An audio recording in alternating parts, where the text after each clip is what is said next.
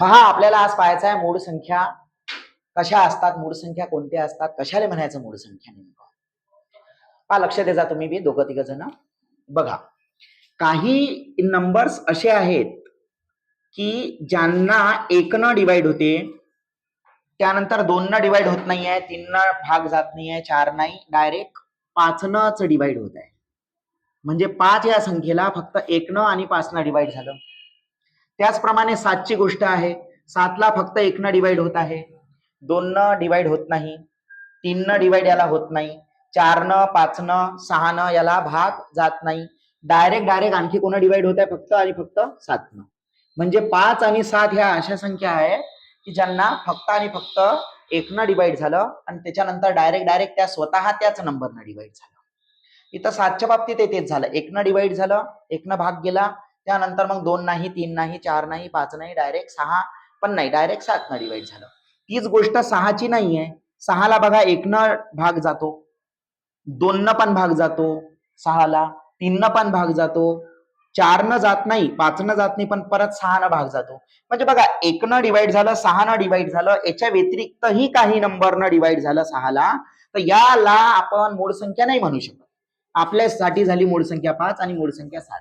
का? कारण 5 ला 7 आणि 5 न आणि 1 न डिवाइड होते, 7 ला 1 न आणि 7 न डिवाइड होते. म्हणजे एखाद्या नंबरला 1 न आणि स्वतः त्याच नंबरनं जेव्हा भाग जात असेल तेव्हा त्याला मूळ संख्या म्हणतात. आणि याच्या व्यतिरिक्त असलेल्या ज्या संख्या आहेत, जसं की 6 लिहिला आपण, यांना म्हणायचं आपण संयुक्त संख्या.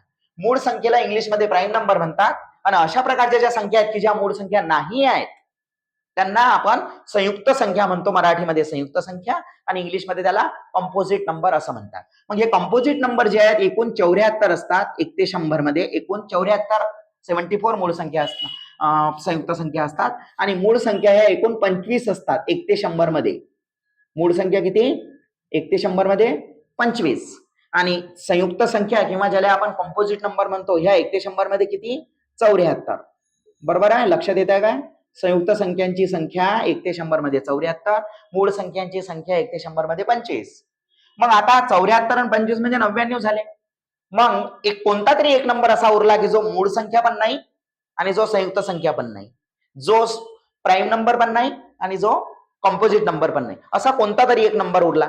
तो कोणता आहे? तर तो आहे 1 हा डिजिट, 1 नंबर. मग 1 हा काय असते? तर 1 हा मूळ संख्या पण नसते आणि 1 हा संयुक्त संख्या पण नसते. येतं का लक्षात आलं का?